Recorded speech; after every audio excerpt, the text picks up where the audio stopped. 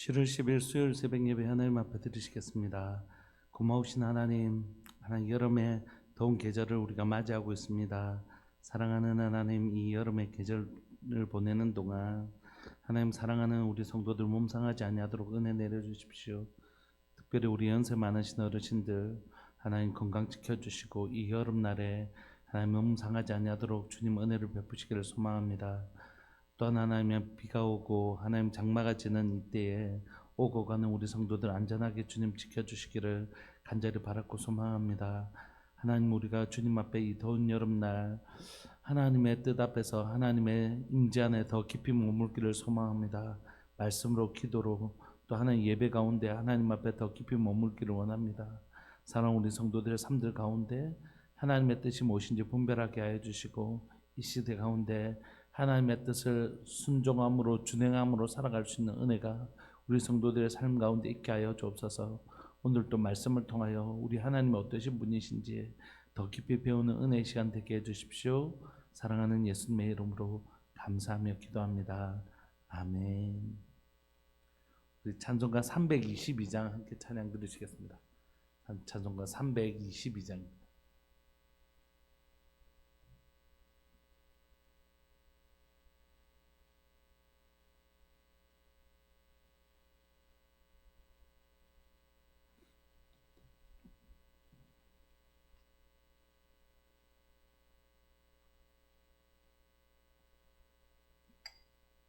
찬송가 322장.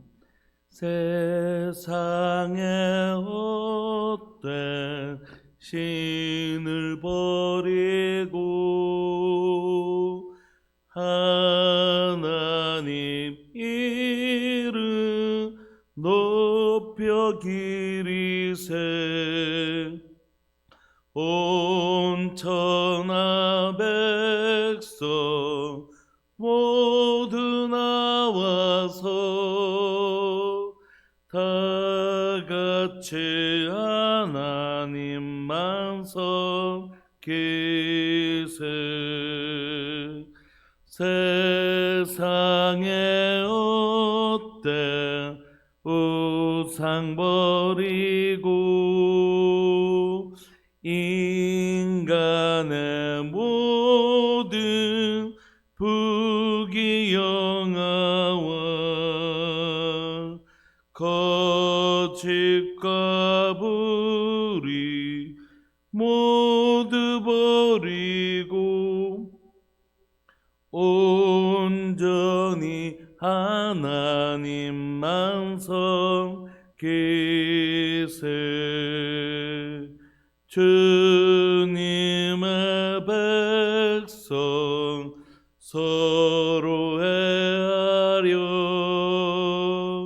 시기와 미움 아주 버리고 하나님만을 홀로 섬기는 천국을 어서 이뤄주소서. 아멘.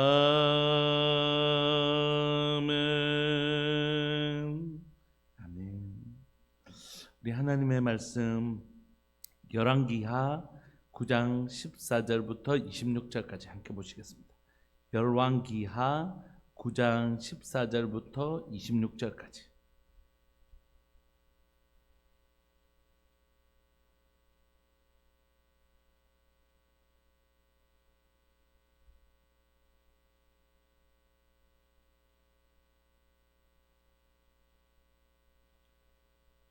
우리 함께 합독하실까요? 14절부터 26절까지 시작. 이에 님시의 손자 요사밧의 아들 예후가 요람을 배반하였으니 곧 요람이 온 이스라엘과 더불어 아람의 왕 하사엘과 맞서서 길랏 라못을 지키다가 아람의 왕 하사엘과 더불어 싸울 때에 아람 사람에게 부상한 것을 치료하려 하여 이스라엘로 돌아왔던 때라. 예후가 이르되 너희 뜻에 합당하거든 한 사람이라도 이 성에서 도망하여 이스라엘에 알리러 가지 못하게 하라 하니라. 예후가 병거를 타고 이스라엘로 가니 요람 왕이 거기에 누워 있었음이라. 유다의 왕 아하시아는 요람을 보러 내려왔더라. 이스라엘 망대에 파수꾼 하나가 서 있더니 예후의 무리가 오는 것을 보고 이르되 내가 한 무리를 보나이다 하니 요람이 이르되 한 사람을 말에 태워 보내어 맞이하여 평안하냐 묻게 하라 하는지라. 한 사람이 말을 타고 가서 만나 이르되 왕의 말씀이 평안하냐 하시더이다 하매 예후가 이르되 평안이 내게 무슨 상관이 있느냐 내 뒤로 물러나라 하니라. 파수꾼이 전하에 이르되 사자가 그들에게 갔으나 돌아오지 아니하나이다 하는지라. 다시 한 사람을 말에 태워 보내었더니 그들에게 가서 이르되 왕의 말씀이 평안하냐 하시더이다 하매 예후가 이르되 평안이 내게 상관이 있느냐 내 뒤를 따르라 하더라. 파수꾼이 또 전하에 이르되 그도 그들에게까지 갔으나 돌아오지 아니하고 그 병거 모는 것이 님시의 손자 예후가 모는 것 같이 미치게 모나이다 하니 요람이 이르되 메우라 하매 그의 병거를 메운지라. 이스라엘 왕 요람과 유다 왕 아하시아가 각각 그의 병거를 타고 가서 예후를 맞을새 이스라엘 사람 나봇의 토지에서 만나매 요람이 예후를 보고 이르되 예후야 평안하냐 하니 대답하되 내 어머니 이세벨의 음행과 술수가 이렇게 많으니 어찌 평안이 있으랴 하더라. 요람이 곧 손을 돌이켜 도망하여 아하시아에게 이르되 아하시아여 반이기로다 하니 예후가 힘을 다하여 활을 당겨 요람의 두 팔 사이를 쏘니 화살이 그의 염통을 꿰뚫고 나오매 그가 병거 가운데에 엎드러진지라. 예후가 그의 장관 빗갈에게 이르되 그 시체를 가져다가 이스라엘 사람 나봇의 밭에 던지라. 내가 기억하려니와 이전에 너와 내가 함께 타고 그의 아버지 아합을 쫓았을 때에 여호와께서 이같이 그의 일을 예언하셨느니라. 여호와께서 말씀하시기를 내가 어제 나봇의 피와 그의 아들들의 피를 분명히 보았노라. 여호와께서 또 말씀하시기를 이 토지에서 내게 갚으리라 하셨으니 그런즉 여호와의 말씀대로 그의 시체를 가져다가 이 밭에 던질지니라 하는지라. 아멘. 오늘 우리가 읽고 있는 이 본문은 북이스라엘 가운데 오므리 왕조, 오므리 아합으로 대표되어지는 오므리 왕조가 끝나가는 장면입니다. 하나님께서 엘리야를 통해 말씀하셨던 것처럼 아합의 그 가문이 아합의 그 왕조가 끊어지고 오므리 왕조가 끊어지고 새로운 왕조 예후의 왕조가 시작되는 장면입니다. 구약 북이스라엘의 역사를 살펴보면 북이스라엘 전체 가운데 어떻게 보면 이 오므리 왕조 때 가장 정치적으로나 또 외교적으로나 가장 안정된 시간을 보냅니다. 참 아이러니하죠. 북이스라엘 가장 악한 시대에 정치적으로는 가장 안전한 시간을 보냅니다. 그래서 계속해서 북이스라엘에서는 사실 통치 기간이 길지 않거든요. 그런데 오므리 왕조 때는 제법 긴 시간들을 통치합니다. 그러니까 우리가 이게 분별하기가 어려울 때가 있는 거죠. 너무 평안하고 좋은 거예요. 그러니까 아무 문제 없다 이렇게 여길 때가 있는 것입니다. 그래서 우리의 눈은 어디에 있어야 되냐면 야 좋은 게 좋은 것 아니야 이렇게 보는 건 얼마나 위험스러운 태도인지 모릅니다. 지금 우리 잘 먹고 잘 살잖아. 그러니까 아무 문제 없는 거야. 이렇게 이해하는 게 얼마나 무서운지를 성경이 분명히 보여줍니다. 우리 집 지금 아무 일도 없잖아. 평안하잖아. 우리 남편 진급 칙칙대고 우리 아이들 대학도 잘 가고 공부도 잘 되고 우리 걱정할 게 없어. 이런 태도는 얼마나 위험스러운지를 성경이 우리에게 보여줘요. 성경은 우리에게 하나님의 말씀 앞에서 우리는 진짜 바르고 건강하게 서 있는가? 이렇게 하나님의 말씀을 우리를 들여다보지 않으면 우리는 너무 손쉽게 우리의 환경을 가지고 평가하잖아요. 무슨 어려운 일이 생기면 하나님 내가 죄를 지었습니까? 이렇게 하고 아무 일도 없이 그냥 흘러가면 평안하다 우리 아무 걱정 없어 뭐 이렇게 생각하는.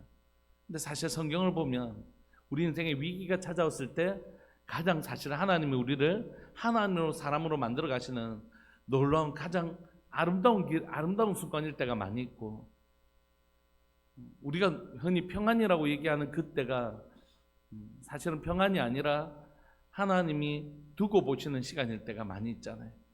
그러니까 우리가 우리의 삶의 환경을 가지고 평가하는 건 너무너무 어리석은 일 같아요. 하나님 지금 하나님의 말씀 앞에서 나는 어떤 삶을 살고 있는가? 사실 우리가 죄를 범하고 있는데도 불구하고 평안이 있다, 이것만큼 두려운 것이 없습니다. 성경은 그것이 하나님이 행하실 수 있는 가장 무서운, 신학적 용어로 유기, 버려두심이라는 단어를 쓰거든요. 그러니까 하나님의 자녀들은 뭐 하신다고요? 징계하신대요. 바른 길로 걸어갈 수 있도록 혼도 내시고, 그러면 안 돼 하고 말씀하시기도 하시고. 그런데 하나님의 백성이 아닌 증거들은 뭐냐면 악을 행하는데도 그대로 버려두심. 이게 진짜 무서운 것이에요. 오늘 14절을 보시면 님시의 손자 여호사밧의 아들 예후가 요람을 배반합니다. 이렇게 성경을 보면 요람이란 단어와 요람이란 단어는 똑같은 단어예요. 그래서 남유다에도 요람 왕이 등장하지만 북이스라엘에도 이제 오므리 왕조의 마지막 이 요람이거든요. 근데 이 요람은 똑같은 단어인데 예후가 왕인 요람을 배반합니다. 곧 요람이 온 이스라엘과 더불어 아람의 왕 하사엘과 더불어 길앗을 지키다가, 이 요람 왕이 이스라엘과 더불어 아람 왕하고 싸웠잖아요. 하사엘과 맞서 싸우다가 길앗 라못에 예후는 그대로 지키고 있었는데 왜 아람 왕은 사마리아로 돌아왔냐 하면 부상을 당했기 때문입니다. 15절, 아람 왕 하사엘과 더불어 싸울 때에 아람 사람에게 부상한 것을 치료하려 하여 이스라엘로 돌아왔던 때라. 예후가 이르되 너희 뜻에 합당하거든 한 사람이라도 이 성에서 도망하여 이스라엘에 알리러 가지 못하게 하라 하니라. 그러니까 지금 예후가 엘리사가 보낸 그 선지 생도를 통하여 이 예언의 메시지, 하나님의 왕으로 삼을 것이라는 메시지를 받았던 건 길앗 라못이잖아요. 거기가 전략적으로 진을 치고 있던 곳입니다. 아람과 북이스라엘이. 그런데 이 왕인 요람은 부상을 당해서 이스라엘로 지금 치료받으러 돌아간 것이죠. 이 기회가 예후에게는 정확하게 반역을, 그리고 그 요람을 공격하기에 적절한 때였죠. 왜냐하면 병상 가운데 있으니까요. 그래서 먼저 그 성에 있는 사람을 우리말로 단도리 합니다. 너희들 혹시라도 이 반역에서 제일 혁명이나 반역이나 이런 것들을 해나갈 때 제일 중요한 건 뭡니까? 보안이잖아요. 보안이잖아요. 그러니까 이 말이 절대 이스라엘로 들어가지 못하게 하라, 이렇게 합니다. 16절에 예후가 병거를 타고 이제 이스라엘로 가는데 요람 왕이 거기에 누워 있는 상황이죠. 예후는 뭘 타고요? 병거를 타고, 요람은요 누워 있는 상황.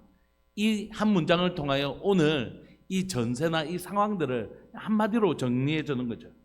유다의 왕 아하시아가 등장하는데 이 아하시아는 누구냐면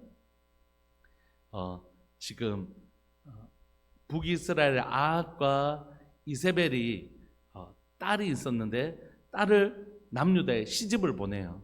그 시집을 보냈는데 그 왕이 누구냐면 아하시아입니다. 그러니까 지금 사돈까지 되는 거죠. 그래서 이 아하시아 역시 그 아내가 누구냐 하면 아합과 이세벨의 딸인 거예요. 그러니까 이 아하시아가 어떤 왕이겠습니까? 남유다 아하시아는 악한 왕인 것입니다. 그러니까 지금 요 시기가 남유다도 이세벨로 말미암아 아주 어려운 시대를 보내요. 이제 우리가 내일 좀 살펴볼 텐데 이 아합으로 인해서, 아합의 딸로 인해서 남유다도 이제 큰 일이 생깁니다. 그 왕들이 다 죽게 되는, 다윗의 왕가를 끊어내려고 하는 악한 일이 일어나고 지금 북이스라엘도 지금 엉망이 되는 것이죠. 그래서 남유다는 아시아가, 북이스라엘은 요람이 지금 왕이 되어 있는데 이게 다 어떤 영향력 아래 있냐면 이세벨의 영향력 아래 있어서 다 우상을 섬기는 그런 형국이 바로 지금 이런 형태입니다. 그래서 두 왕이 아주 긴밀하게 밀착되어 있는 상황이죠. 17절에 이제 이 예후가 병거를 타고 이스라엘로 가니까 파수꾼이 그것을 발견한 것입니다.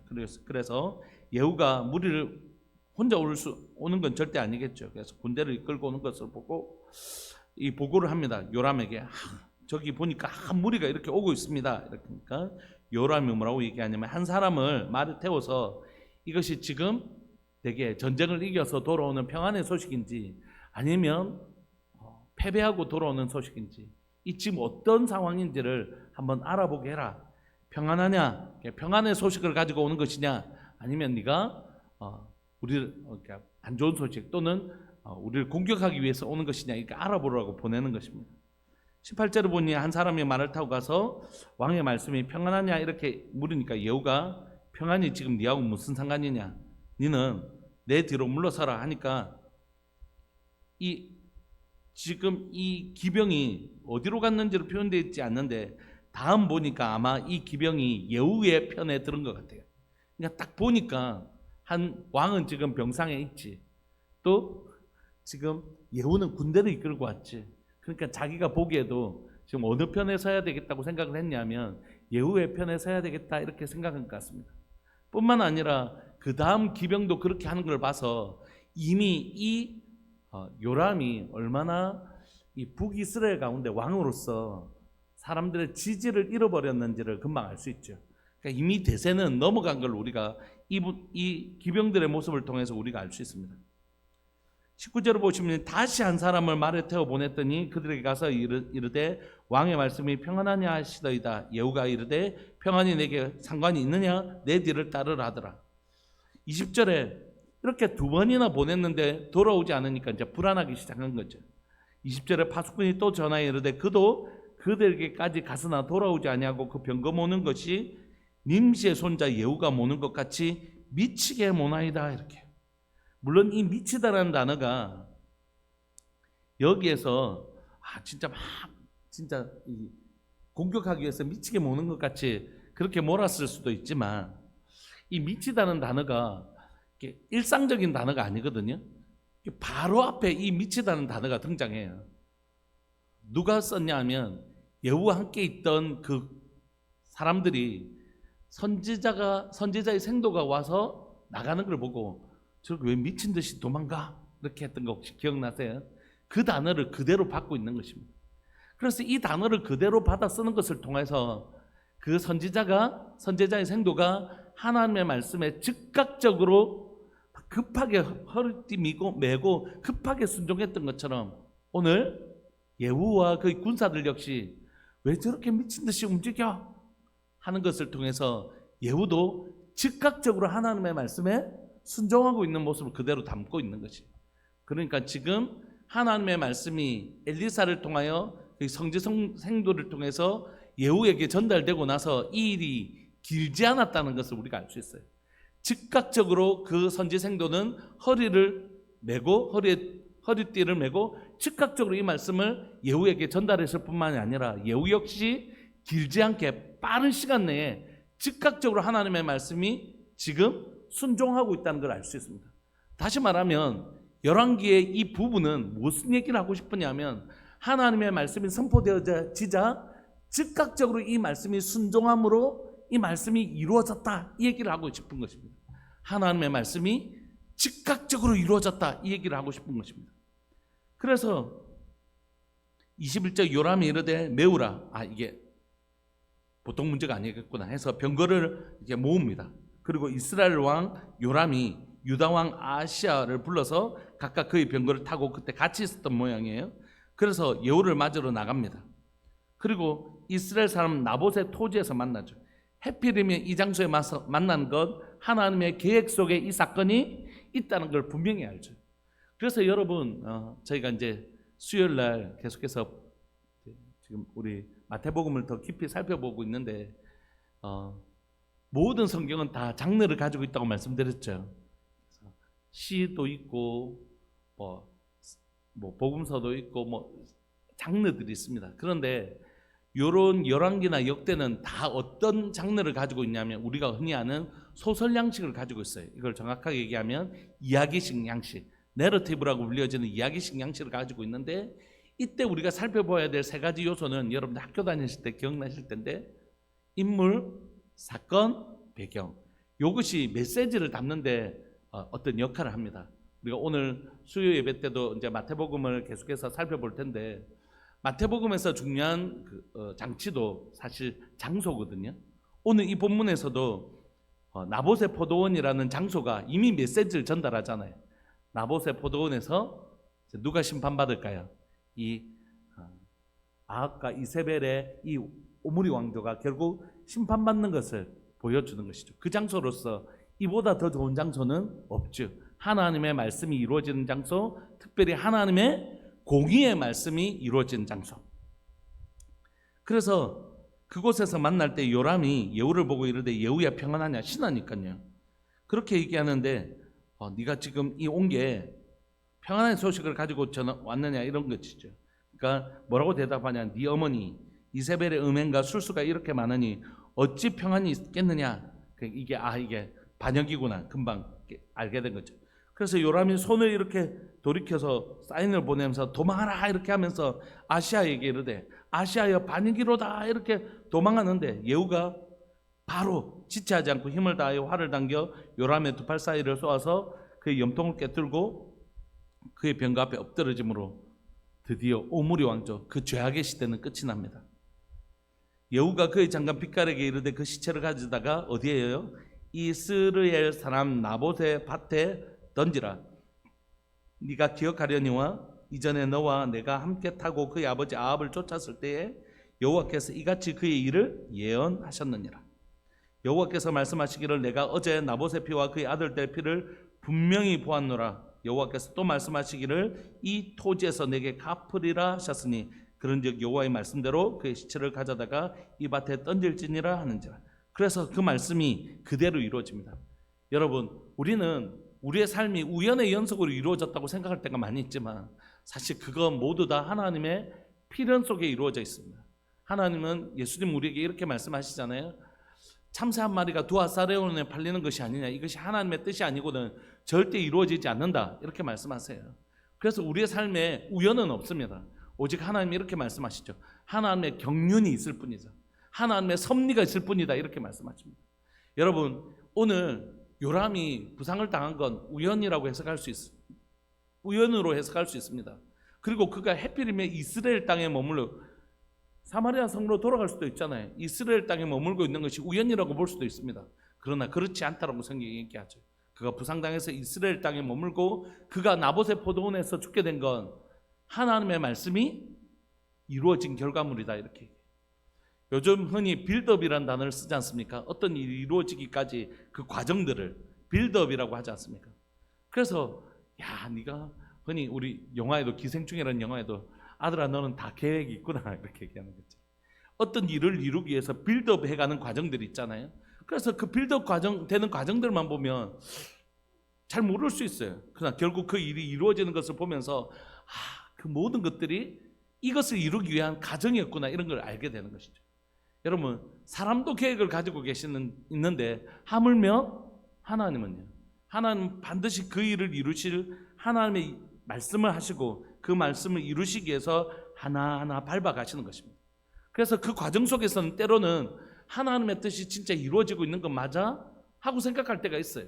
그러나 우리가 지나간 모든 시간들 되돌아보면 그 어느 것 하나 하나님의 뜻이 이루어지지 않은 것이 없다는 것을 깨닫는 이유는 뭐냐면 빌드업 되는 과정에서는 잘 모르는데 다 이루고 나니까 그게 다 그렇게 하려고 하셨던 거구나 라면서 우리가 손뼉을 치게 되는 것이죠.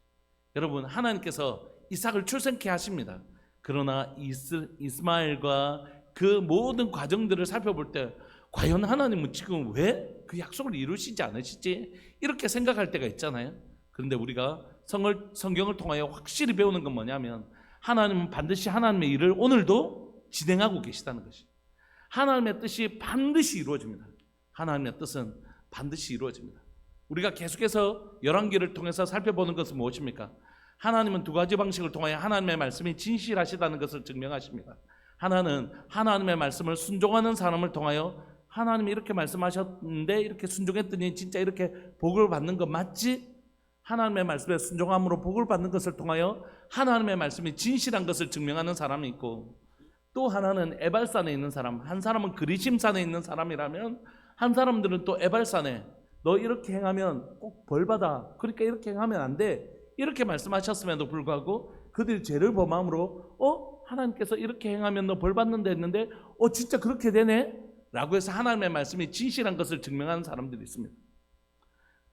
그런데 문제는 뭐냐면 뿌린 씨앗은 오늘 뿌리면 오늘 열매를 맺지 않는다는 것이. 그래서 사람들이 이 시차 때문에 하나님의 신실하심을 무시할 때가 있습니다. 하나님의 말씀을 진실히 지키는 사람들도 어떻게 생각하냐면 하나님 이렇게 분명히 말씀하셔서 내가 순종하는데 왜 하나님의 뜻이 이루어지지 않습니까? 이렇게 얘기하는 많은 사람들이 있습니다.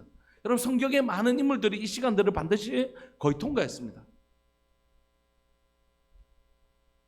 아브라함도 하나님 내게 하늘의 별과 같이 바다의 모래가 같이 하나님 많다 하셨는데 왜 한 명이라도 있어야지 그 사람을 통해서 뭔가 할 텐데 한 명도 없지 않습니까? 하나님의 약속의 말씀은 왜 이렇게 이루어지지 않습니까? 주일날 살펴봤던 우리 다윗도 하나님께서 사무엘을 통해 기름 부어주셨는데 몇 년 동안요? 15세에 기름 부음을 받았다 치더라도 20세부터 30세 때까지 한 10년을 사울에게서 쫓겨다녀요. 하나님의 약속의 말씀은 왜 이렇게 이루어지지 않습니까? 하나님의 말씀을 순종하는 사람들에게도 이런 증상들이 있습니다. 하나님의 말씀이 분명히 이렇게 하신다 했는데 왜 이렇게 하나님의 말씀이 이루어지지 않지? 그 시차를 통해서 하나님 우리에게 뭘 점검하신다고요? 하나님의 믿음을 점검하시는 것이. 우리가 정말 하나님의 말씀을 신뢰하는가? 그 믿음의 시간들을 통과하면서 결국 하나님은 하나님의 뜻을 반드시 이루십니다. 근데 악한 자들도 마찬가지예요. 악을 행하면서 하나님 이렇게 하신다면서 이거 잘만 사네. 악을 행하는 자들도 이렇게 하면 하나님께서 벌 주신다면서 아이고야 잘만 산다. 야 세상 봐봐봐. 적당히 사람이 너무 맑은 물에는 고기도 안 사는 법이다. 그렇게 살면 주변에 사람 없다. 적당히 이렇게 하면서도 살 줄 알아야지 하면서 봐. 그런 사람들이 오히려 더 잘 살잖아. 이렇게 하면서 하나님의 공의를 인정하지 않는 사람들이 있습니다. 그러나 여러분, 하나님의 공의는 반드시 이루어집니다. 이 땅에서 이루어지지 않으면 하늘에서라도 반드시 이루어집니다. 그래서 하나님은 천국도 만드시는 분이시지만 지옥도 만드신 분이십니다. 의인의 길은 여호와께서 인정하시기 때문에 천국도 만드신 분이시지만 악인의 길은 망하기 때문에 반드시 망하기 때문에 여러분 지옥도 만드신 분이십니다. 오늘 본문은 하나님의 이 두 가지 모습 속에 이쪽에 해당되는 것이잖아요. 하나님의 말씀에 순종하지 않는 자들의 결론, 우리의 눈에 보이기에는 오므리로 시작된 오므리 왕조의 그 4대에 걸치는 이 오므리의 시대에 굉장히 평안이 있었던 것처럼 보였습니다. 굉장히 번성함이 있었던 것처럼 보였습니다. 하나님의 역사는 시차가 있어요. 심으면 바로 거두지 않습니다. 하나님은 이 오므리 왕조를 기다려 주셨습니다. 그들의 죄악에도 불구하고 하나님은 오래 참으심으로 이들을 기다려 주셨습니다. 그러나 오므리로 시작된 이 죄악은 북이스라엘을 아합과 계속해서 4대에 걸쳐서 이 땅을 죄악의 땅으로 만들었을 뿐만이 아니라 남유다까지 죄악으로, 이제 내일 살펴볼 남유다까지 엄청난 죄악으로 가득 찬 땅으로 만들어버립니다. 하나님은 오래 참으시지만 끝까지 참으시지는 않습니다. 교회를 다니는 사람들 중에 조금 제가 목회자로 살아가면서도 좀 이해되지 않는 때가 있는데, 그게 뭐냐면 왜 성도들이, 성경은 하나님의 공의로 사실 가득 찬 책이거든요. 하나님의 공의와 하나님의 은혜는 동전의 양면처럼 뗄 수 없는데, 교회를 다니면서 제가 제일 많이 들었던 얘기 중에 뭐냐면, 야, 교회가 은혜가 있어야지, 은혜로 덮자, 이 얘기를 너무 많이 들었고, 교회가 사랑으로 다 허물을 덮는 것이지, 이렇게 말하는 걸 보면서 제가 근데 너무너무 의아한 거예요. 하나님의 말씀을 공부하면 공부할수록 그게 얼마나 성경적이지 않는 표현인가를 절감하게 되는 것입니다. 여러분, 만약에 하나님께서 그런 분이시라면 아담이 에덴 동산에서 죄를 범했을 때 한번 봐줄게, 이렇게 하셨을 거란 말이에요. 여러분, 절대 그렇지 않습니다. 하나님의 우선되는 성품은 뭐냐면 공의로운 성품입니다. 우리가 먼저 하나님을 배울 때 하나님을 통하여 우리가 알아야 될 하나님의 성품은 공의로운 성품이라고요. 그래서 아담이 죄를 범했을 때 정령 죽으리라. 하나님의 성품이, 하나님은 죄에 대하여 죄 없다 하시는 분이 아니십니다. 이 땅의 죄로 인하여 죄가 관영하는 것을 하나님 싫어하시고, 이 땅 가운데 하나님의 선하시고 아름다운 땅을 하나님 꿈꾸시는 분이시라. 하나님 죄를 미워하시되 하나님 죄를 죽기까지 미워하시는 분이시라. 그래서 죄에 대해서는 하나님 일관된 태도를 보이십니다. 어떤 태도요? 피 흘림이 없은즉 죄사함이 없는 것입니다. 죽지 않고는 죄 삭선 사망이기 때문에 사망을 지불하지 않고는 뭐가 없다고요? 죄사함은 절대 없는 것입니다. 그래서 아담이 죄를 범했을 때 정령 죽으리라 하셨기 때문에 반드시 아담의 죄사함은 죽음을 통하여 죄에 대한 죄 삭선 사망이기 때문에 피 흘림을 통해서만이 죄사함이 일어나는 것이, 그 다음에 하나님의 사랑이 등장하는 것이 순서적으로. 그래서 하나님은 이 아담을 살리시기 위해서 어떻게 해요? 가죽옷의 주인공을 죽이심으로, 피 흘리심으로 죄사함을 가능하게 하시는 것입니다. 오늘 우리가 은혜를 말할 수 있는 이유는 우리가 오늘 은혜와 용서, 사랑이라는 단어를 쓸 수 있는 그 기초가 있어요. 그건 뭐냐면 예수님이 우리를 위하여 십자가에 우리 죄를 대신하여 피 흘려 주셨기 때문에, 즉 죽음을 지불해 주셨기 때문에 얘기할 수 있는 것이지, 그거 없이 얘기할 수 있는 게 아니라고요. 우리의 용서와 우리의 은혜와 우리의 사랑은 다 예수님의 십자가의 죽으심을 전제로 할 수 있는 이야기라고요. 그런데 죄사함 없이 막 은혜와 이걸 얘기하면 안 되는 것이에요. 십자가에서 예수님이 우리를 위하여 죄사함을 위해서 십자가에 죽어주셨기 때문에 우리가 우리 죄를 자복하면 저는 미쁘시고 의로우사 우리 죄를 사시며 모든 불에서 깨끗하게 하실 수 있게 된 것이에요. 우리를 용서하시려고 하나님도 그냥 한번 봐줄게 안 하시고 예수님을 십자가에 죽으시고 그 예수 그리스도의 십자가를 믿는 자들에게 용서함을 허락하시는 것이라고. 근데 우리가 우리 마음대로 누구를 용서합니까? 그 사람이 정말 자기 죄를 인정하고 예수 그리스도의 보혈을 고백하면서 자신의 죄악을 고백하고 하나님의 은혜를 고백할 때 우리도 하나님이 용서하신 것처럼 그들을 용서하시는 것이. 하나님도 용서했는데 우리가 무슨 자격이 있어 그 사람들을 벌하겠습니까? 그때 용서할 수 있는 것이라고. 그래서 죄를 범하고 악한 사람들은 다 덮자. 여러분, 죄를 덮는 건 뭐죠? 죄를 허용해 주는 것이에요. 사실 저 사람이 죄를 짓는데도 은혜로 다 덮자. 이건 뭐죠? 앞으로도 저 사람이 이제 한번 용서해 주시면 다른 사람은요 똑같게. 오늘 이 본문에는 하나님의 공의가 어떻게 해요? 반드시 적용되는 것을 보여줍니다. 여러분, 우리가 하나님의 공의를 멸시하면 안 됩니다. 얼마나 우리가 오랫동안 우리의 죄악에 대하여, 교회에서 일어난 죄악에 대하여 그건 하나님이 하신다. 제가 너무 놀란 건 뭐냐면 인터넷 유튜브에 보면 요즘 통합 측 목사님 때문에 시끄럽잖아요. 그 댓글에 이런 단어가 달려 있어요. 그것을 좀 비판하시는 목사님들의 어떤 견해가 올라오니까 물론 비판할 때도 정말 조심스럽게 해야 됩니다. 이게 하나님의 뜻 안에 있는지 조심스럽게 해야 되지만 그 댓글에 뭐라고 달려있냐면 이게 우리의 수준 아닌가 이런 생각이. 그건 이 목사님에 대한 심판은 하나님께 맡기고 목사님은 그냥 침묵하세요 이렇게 돼 있더라고요. 아니에요. 이건 완전히 성경을 전혀 모르는 것입니다. 하나님 공의로우신 분이십니다. 지옥을 만드신 분이시라고요. 하나님이 천국도 만드신 분이시지만 반드시 죄에 대해서 심판하시는 지옥을 만드신 분이십니다. 우리가 천국에 대한 소망을 가져야 되지만 동시에 죄 짓는 것을 두려워할 줄 아는, 지옥을 두려워할 줄 아는 그 중심이 뭐냐면 그리스도인이 가져야 될 중심입니다. 말씀을 마무리하고 싶습니다. 여러분, 하나님의 말씀은 반드시 이루어집니다. 의인의 길은 여호와께서 인정하십니다.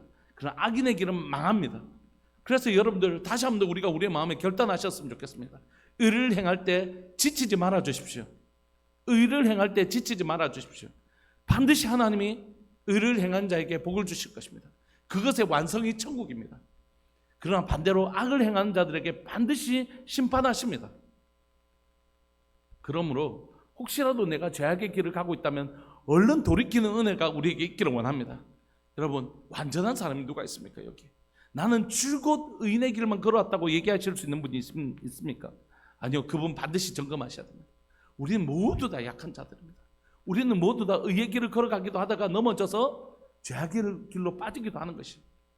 그래서 혹시라도 우리가 죄악의 길을 가다가 누군가가 우리의 삶에 경고하고 하나님께서 선지자를 통하여 우리에게 들려주시는 그런 선지자적 음성이 있다면 그때 정말 가난한 음성으로, 가난한 심령으로 그들의 말을 듣고 돌이키는 지혜가 필요합니다. 왜냐하면 하나님은 의인의 길을 인정하셔서 천국을 준비하시는 분이시지만 동시에 악인의 길은 반드시 망하기 때문에 지옥을 준비하신 분도 하나님이시라는 사실을 우리가 반드시 깨달아야 됩니다. 죄를 덮는 것은 사랑도 아니고 아무것도 아닙니다. 하나님은 죄를 어떻게 하시는 분이시죠? 죄를 드러내시는 분이십니다. 왜요? 드러내어서 회개하게 하시려고요. 죄를 드러내어서 회개하게 하시는 분이시지 죄를 덮어버리시는 분이 절대 아니라는 것이에요. 그가 회개하면 하나님 그때는 그 허물을 덮어주십니다. 그러나 우리가 말하는 죄를 지었는데도 그냥 은혜로 듣고 가자, 이건 은혜도 아니고 사랑도 아니고 공의도 아니고 아무것도 아닌 것이에요. 사랑하는 하나님 여러분, 오늘 우리 안에 우리 하나님이 어떠신 분인지 좀 선명하게 알기를 소망합니다. 그래서 의를 행하는데 지치지 않는 교회, 죄를 짓는 것을 두려워할 줄 아는 교회, 의를 행하는 것에 힘있게 나아가는 교회, 죄 짓는 것으로부터 얼른 돌이킬 수 있는 그런 지혜가, 그런 하나님에 대한 온전한 이해가 있는 그런 성도와 교회 되기를 소망합니다. 우리 시간 한번 기도하실까요? 함께 기도하시면서 결국 하나님의 공의가 이루어집니다. 평안의 시대처럼 보였던 그 오므리 왕조는 결국 이렇게 비참하게 끝이 납니다. 자신이 죽였던 그 나봇의 피가 묻어 있는 그곳에서 그들도 동일하게 하나님께서 피를 흘리게 하십니다. 하나님의 공의는 조금 더 빈틈이 없이 완전하게 이루어져요. 네가 뿌린 대로 거두겠다고 하시는 하나님의 공의로움을 우리가 멸시하시면 안 됩니다. 그것이 하나님을 정말 믿는 사람들의 태도입니다. 우리 시간 통성으로 기도하면서 하나님의 자비에 대한 이해와 하나님의 공의에 대한 이해가 하나님 함께 있는 사람들, 의를 행하는 데 지치지 않되 악을 행하는 것을 두려워할 줄 아는 하나님에 대한 분명한 이해가 있는 사람들 되게 하여 주옵소서. 사랑하는 주님의 이름을 크게 부르시면서 우리 기도하면서 나옵시다. 기도하시겠습니다. 주여, 살아계신 하나님 아버지, 역사하시는 하나님 감사합니다. 오늘 또 귀하고 복된 말씀 우리에게 들려주셔서 감사합니다. 하나님, 우리가 두렵고 떨리는 것은 하나님의 말씀이 때로는 더디 이루어지는 것처럼 느낄 때가 있습니다. 의를 행할 때도 그렇고 악을 행할 때도 과연 하나님의 공의라는 게 있는가? 하나님 의인의 길은 여호와께서 인정하시나 악인의 길은 망한다고 했는데, 의인이 하나님의 의를 행하다가 지치는 것을 보고 악인이 악을 행하는 것에 대하여 두려움을 느끼지 않는 때를 우리가 종종, 아니 하나님 자주 만날 때가 있습니다. 살아계신 하나님 아버지, 우리가 두렵고 떨림으로 의를 행하는 것을 하나님이 기뻐하며 의를 행하는 일에 지치지 않으면서 이 삶을 살아갈 수 있게 해주시되, 악을 행하는 것에 대하여 두려워할 줄 아는 마음들을 우리에게 허락하여 주시기를 소망합니다. 의를 행하는 일에 지치지 않게 하시되 마침내 의의 길은 여호와께서 인정하셔서 하나님 천국을 만들어 놓으신 하나님을 기억하게 하여 주시고, 하나님 죄인의 길은 망하는 하나님, 그래서 지옥을 만들어 놓으신 하나님도, 하나님 우리가 그 공의 하나님을 두려워할 줄 아는 하나님 우리들 될 수 있도록 주님 도와주셔서, 사랑하는 우리 성도들 그리고 이 땅에 있는 교회와 모든 성도들이 의를 행하는 일에 지치지 않게 하시되 악을 행하는 것을 두려워할 줄 아는 자 되게 하여 주옵소서. 마침내 하나님 악을 갚으시는 하나님을 오늘 본문에서 우리에게 보여주셨는데, 하나님 우리가 얼른 돌이키는 은혜가 우리에게 있게 하여 주옵소서. 제자리에 오래 머물지 않게 하여 주옵소서. 하나님, 다시 한 번 더 우리가 시편 1편의 말씀을 주님 기억합니다. 하나님, 복 있는 사람은 악인들의 꾀를 따르지 아니하며 죄인들의 길에 서지 아니하며 오만한 자들의 자리에 앉지 아니한다고 했는데, 우리가 악인의 길에 오래 머물지 않도록 주님, 악인의 길에 오래 머물지 않도록 주님 우리에게 깨닫는 영을 더하여 주시고, 사랑 우리들에게 모든 성도들에게 하나님 깨닫는 영을 더하여 주셔서 오늘 본문이 우리에게 말씀하시는 두렵고 떨림, 하나님의 악인의 길은 망하는, 하나님 이 본문 앞에서 하나님 악인의 길에 혹시 우리가 한번 머물지라도 절대 오래 머물지 않고 회개하며 돌이킬 수 있는 은혜가 우리 모든 성도들에게, 하나님 우리 모든 성도들에게 있게 하여 주옵소서. 사랑하는 예수님의 이름으로 감사하며 기도합니다. 아멘. 계속 기도하시면서 우리가 하나님을 더 깊이 알아가는 은혜가 있기를 소망합니다. 우리 함께 기도하시겠습니다.